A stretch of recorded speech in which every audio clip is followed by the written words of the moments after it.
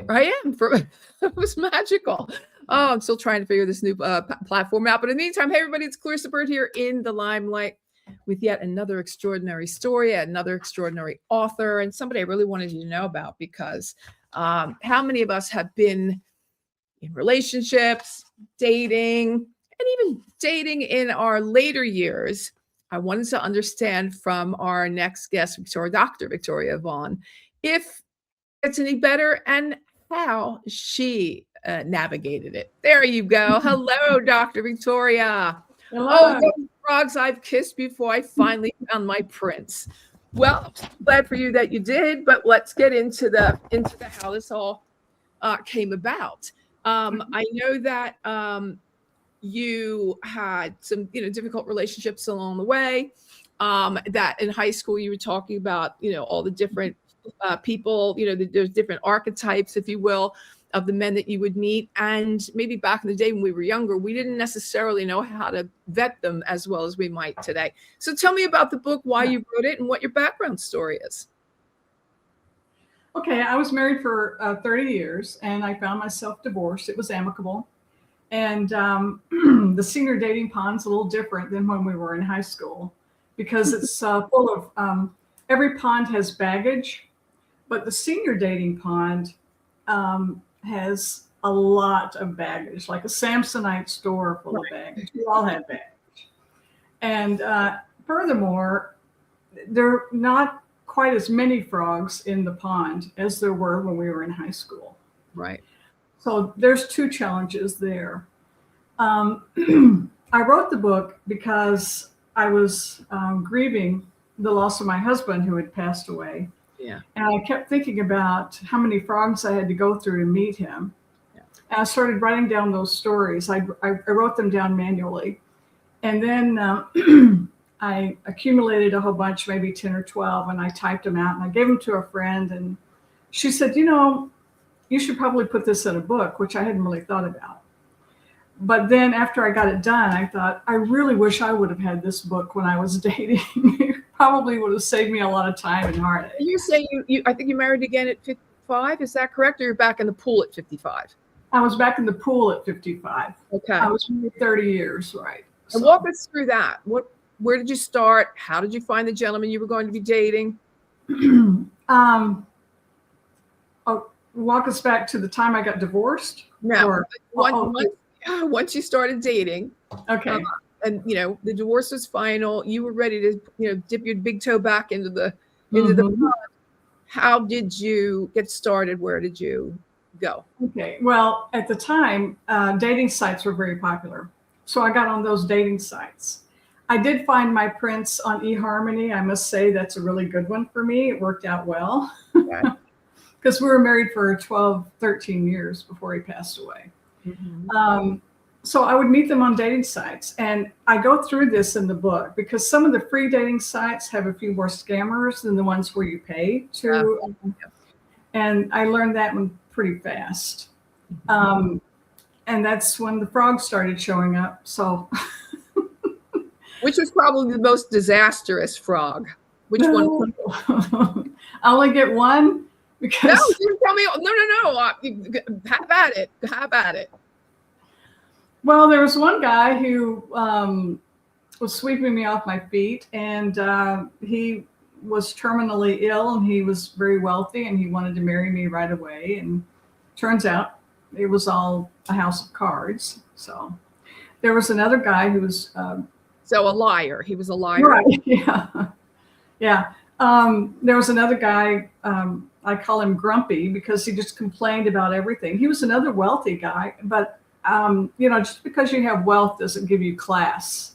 He had no class because he was always rude to the servers and anybody else who he felt was beneath him.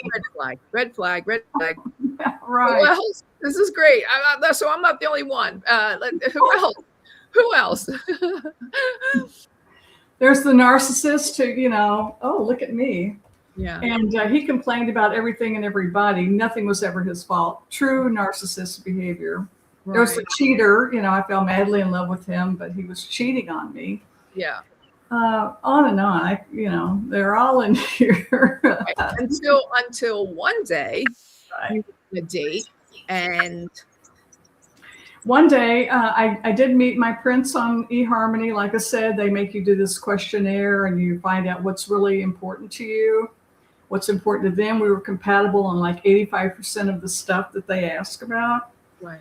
I was a college dean at the time, and he said, "How do I get to be on the dean's list?" It's just very charming, and it was just very magical. I mean, we just hit it off. I was very much taken by him right away, and he me. And that's always a good sign when there's that chemistry between both of you, because if it's one way, it's not going to work. Yeah. So happy ending, and they lived happily ever after, which is phenomenal. But what kind of advice would you give to women? And there's so many women that are, let's say 50 and up, right? That are empty nesters, or, coming into retirement soon, or all the different case scenarios that we know. And we would love to have a companion, close by. It's a lovely thing, I mean. I don't feel like I'm a child of a lesser God, but I do feel as though I would love to have a man in my life. So what would you say are some of the things that women need to be wary of, be careful of? What are some of the red flags on dating sites and with these guys? Well, I did find something that was different from when I was in high school dating and this time. And that was that the men nowadays are looking for a nurse or a purse. So I would say guard your financial affairs. Yeah. Right. One of the frogs was a guy, well, a lot of them were drowning in credit card debt, which I didn't have any of. And I didn't, I think it speaks to the responsibility of the person whenever they cash in their 401k to buy a boat or a lake house. To me, that's so totally irresponsible. Yeah. But the nurse of the purse, I would say be wary of some of the dating sites, because there are a lot of scammers out there. And you can do background checks now that are pretty cheap to do. Yeah. You can get a subscription. Right. Right. And you can find out their traffic records from 1992. I mean, you can find out all kinds of stuff about them. Yeah. So I would do that. Yeah. Sorry, go ahead. So I would also say be truthful on your profile with an accurate picture. Yeah. And don't embellish things, because there's a lot of that going on. You meet them, you think, wow, wait, who are you? This doesn't look anything like you. But I never did do that. That's so funny you should say that, because the picture does mean a lot. It really does mean a lot. And if you don't look like that, well, that's kind of like, it's, first of all, it's a sign of low self-esteem, because you didn't think you were good at with the picture. And then it's always the birth date or their age, right? They always the age is, 10 years younger, 5 years younger, 8 years younger. And again, it's a self-esteem thing for me. Put it out there, show me who you are, be proud of it. There's nothing to be, I also find that, most men after a certain age, they're just looking for younger girls, right? There are very few men I find or have found in the past that are looking for a serious relationship with an age appropriate woman, in my mind, within the 10 years. I don't know, I could be wrong, but it kind of always. No, you're 100% right, because it's a double standard, Clarissa. They can look like they can have a fence, a face for radio, so to speak. But you're going to look like Cameron Diaz or Sofia Vergara or one of those people. And whenever you're 55, you start, stuff starts to sag. It's just how it is. I've had both my knees replaced. I mean, what can I say? There's a lot of women out there just like me, and men too. Absolutely. So, unless you've had cosmetic enhancements or something, you're not going to look like you're 32, because you're not. I happen to agree. So, okay. Now, what are the things that, once you've locked yourself down financially, which I'm so glad you led with that, because it is the most important thing. In the last podcast, we were talking about abuse and how women don't get out because of the financial reasons. So always have yourself covered financially. Never co-sign anything with anyone. Oh my word, no. I have to think that even, I think that's why I'm kind of I'm pro prenup in certain cases, because Yours is mine and ours is ours, But I digress. So what are some of the what are some other advice that you would give to women today after all, the things that we all know about, different archetypes of men? How can you know that he's the one? First of all, first and foremost, you be you, because whoever you are, they're going to love you warts and all. And you're going to love them warts and all too. But if you have this facade of something that you're trying to present to other people that's not you, that's not going to last. Right. I would also say don't settle, because whenever we get to be a certain age, Clarissa, we start thinking, there's fewer frogs in the pond and I'm not getting any younger. And I might as well, you know what? I'm going to take this square peg and put it to this round hole, and I'm going to settle. Yeah. You cannot settle, because it'll come back to bite you too. Yeah. A lot of women that are older and senior, and I could be wrong when I say this, but the general sense is they're over it. Mm-hmm. They've seen it all. They've heard it all. They're loving their newfound freedom and don't necessarily want anyone in their lives. And I think this is, and guys too. Guys are saying the same thing. Yeah. So I'm going to go with if you find a gentleman online. Yeah, you could say a nurse or a purse, but I think it's important to put in your profile, I'm dating with intention. These aren't hookups for me. So no, and he'll know that walking in, right? He'll know that you're a force to be reckoned with if if he wants to be in your life.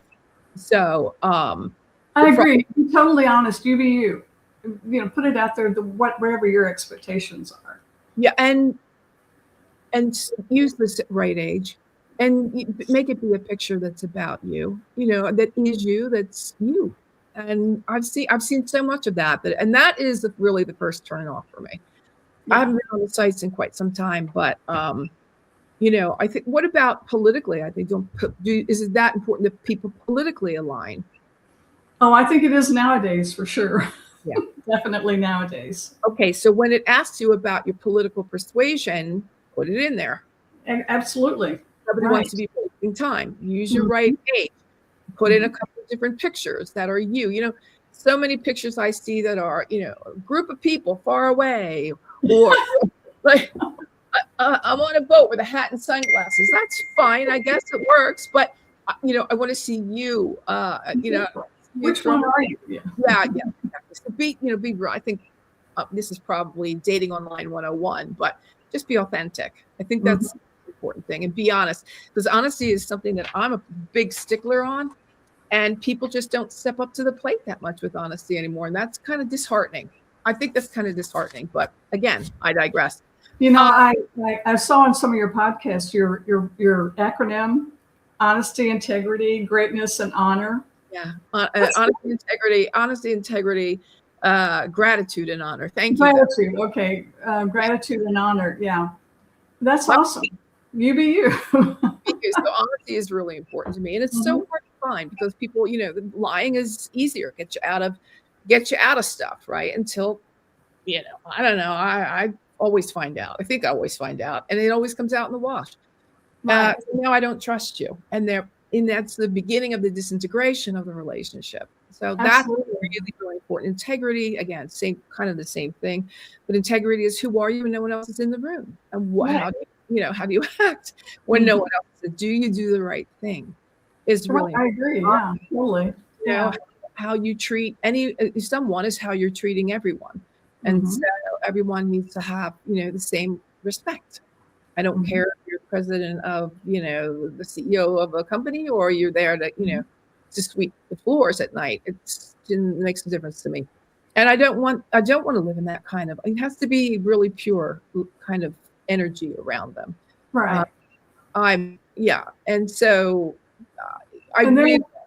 that speaks to your own self-esteem and your own self-respect. Thank you. Yeah. Well, I wrote a book about self-esteem, so I'm very really big on it's called The Self-Esteem Regime, and I'm very big about that, Dr. Victoria. I'm very big on that.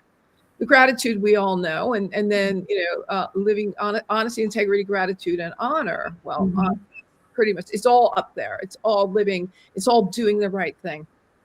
coming to the table or coming to a relationship whole, as whole as possibly be, being a better person more than you are today, knowing that we are a work in progress, knowing when to have a little wiggle room because you're getting to know one another, and he's not going to be perfect out the gate, nor are you.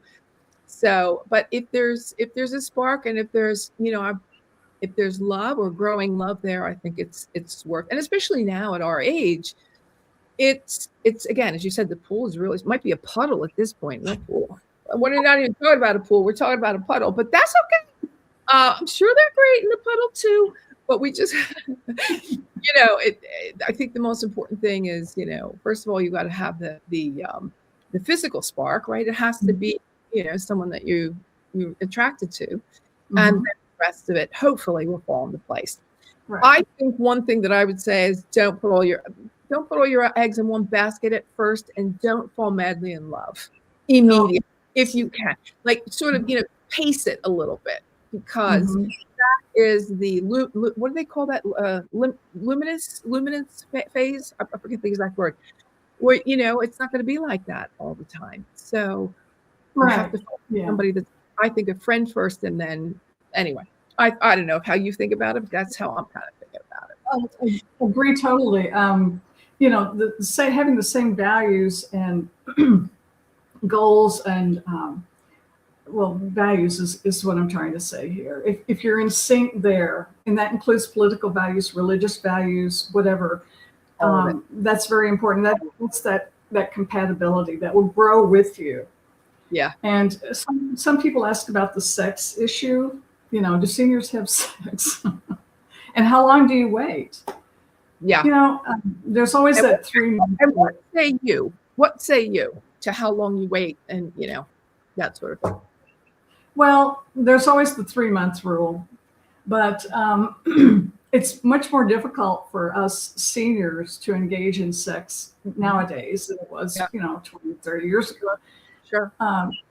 And I would just say this: any relationship based on sex is pretty shallow to start. Yeah. And it's not going to last, because what happens whenever the sex goes away? Yeah. So therefore, I always talk about the difference between sex or intercourse and intimacy, because you can be intimate without having intercourse. Right. And that's what will last you the lifetime, for the duration of the relationship. Yeah. My late husband had Parkinson's disease. And our relationship was not built on sex. It was built on mutual values and understanding. In fact, we were able to have intimacy, but not necessarily sex towards the end. Right. And it still lasted. I still loved him as much as I did when I met him, whenever we first decided to get married. And I always go back. I'm very pleased with the way that turned out, because it was a very deep and abiding relationship. Right. And that's what I would look for too. Really important. What do you say? Well, I don't know, because I'm not in a relationship right now. I'll be 67 in April. So obviously, senior citizen, coming up on, first Social Security checks and that kind of thing. But I haven't been in a relationship in a while. And I'm kind of good right now with that. I think that's great. Really, you don't have to have a man complete you, or a woman, whatever the situation is, right? A significant other. And you still have to have your own interests, and you still have to like yourself enough to be alone with yourself enough. I'm kind of at that point now too. I don't want to go through this anymore. No, not now. No. I do. Go ahead. Another dynamic is family, because I always relied a lot on I have 2 daughters, and I relied on them to kind of keep me on the, come on back down to earth, Mom. He's not for you. And that was very valuable for me. And by the way, he loved my prince. He loved Don. They loved Don. Right. He had 2 children. He had 2 children. At first, on board. At first, his daughter was not. And it took me a while. I always said to him, she doesn't like me. She doesn't like me. Yes, she does. Yes, she does. But finally, she did come around. So now we are good friends and things like that. Yeah, and that's another hurdle, right? That's a perfect example. The other hurdle that, now we're talking about merging families and all the personalities that come along with that. And that always can be a discouragement toward moving forward in a relationship. Absolutely, yeah. I think everybody, you had try to approach these things with a certain amount of emotional intelligence and hope that it goes, that it's for the best. Well, we're coming up on the end of the show now. Exactly. Victoria, and I wanted to ask you, your very last question, and that is, can't say marriages and you cannot say your children, but up until now in your lifetime, what would you say was your crowning moment? My crowning moment up to this time was my children. Can't say that. Oh, I can't say that. I'm sorry. I can't say marriages. Yeah. Okay. Well, I'm pretty proud that I persevered and got my doctorate. I mean, that was pretty cool. Yeah. I did that when I was 45. So, right. Yeah. And I had two kids in tow. That was very difficult to do then. So yeah, I'm proud of that. Well, thank you so much for spending your time with us, and and such a happy ending. I'm so happy for you and your husband, and I think it gives women everywhere a chance maybe to believe again in love and trust, and if you really don't want to be alone for the rest of your life, I'm talking to myself now, maybe it's time to move on and start dating again. Right. Yeah. Well, I wish you God's blessings in your future as well. It's been a delight to be here with you. Thank you for having me. Thank you so much. Okay. Right there. So I say goodbye to everybody. See you next time. Okay. Thanks for listening to this episode of the In the Limelight podcast, intelligent media for the savvy entrepreneur. You'll find my video interviews on YouTube and clarissaburt.com, and the audio version of the interviews you can get wherever you get your podcasts. Don't forget to connect with me on social, pretty much anywhere, and do stay well until we meet again in the Limelight.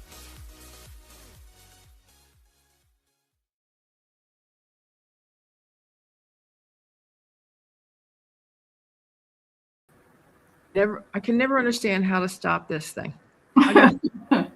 I'm glad you couldn't, because I want to talk to you too. So I was looking you up, and I was thinking, whenever this is picked up by Netflix and they I'd love for you to play me. But then I saw a Never Ending Story, Oh, yeah. I thought, oh my gosh, she's too gorgeous to play. Oh, that's fine. Oh, that's kind. Thank you. Wow, that was a long time ago. That was, heck year was that? 1989. Mm-hmm. The second one I was in. It was 89. 89. Okay. Yeah. Yeah. So 1989, summer of 89 or 90. We shot at Munich, Germany. It was hot. So hot. So hot. Yeah, but that was a long time ago. Yeah. That was cool. Yeah. And then I saw where you did a lot of comedies in Italy, right? Yeah, they were variety shows where I was, being fun. Yeah. Right. Yeah. That was fun. So you have quite a bit of a great background. So, yeah, it's been fun. Yeah. Victoria, it really has been a lot of fun. I followed my dreams, and I wanted to model, and I wanted to act, and then I produced television. I produced 3-hour live broadcasts in primetime television in Italy for Miss Universe pageant. Oh, nice. Yeah, just it's a whole. Did you run into Donald Trump then whenever he owned it? Or? But I didn't meet him. He was in Cyprus, and he was over at a table, in Cyprus at the Miss Universe thing. There was a ballroom, and he was over at a table, and he goes, "Oh, there's Donald Trump." And I thought that kind of stuff doesn't, I was like, yeah, okay. You want to meet him? I want to meet him. We get over there. No. It's about him. No, I mean, I just didn't, I don't do the stargazing thing like that, and I didn't want to bother anyone, sitting at a table having dinner. You know what I mean? So yeah, right. That was that. That's all. So, all right, I'm going to try to get out of here. I'm going to let you go, and you will get my links. You'll get the link to the audio and the video. If you wouldn't mind sharing that out, that would be great. Absolutely. I'll be happy to. I apologize for not getting your acronym correctly. I wrote it down wrong. So What's gratitude, not greatness. Okay. Oh, no, Greatness works too. I'll start using greatness sometimes. All right. Well, thanks again. Thank you so much. Bye-bye. Bye. Thanks for listening to this episode of the In the Limelight podcast, intelligent media for the savvy entrepreneur. You'll find my video interviews on YouTube and clarissaburt.com, and the audio version of the interviews you can get wherever you get your podcasts. Don't forget to connect with me on social pretty much anywhere, and do stay well until we meet again in the Limelight.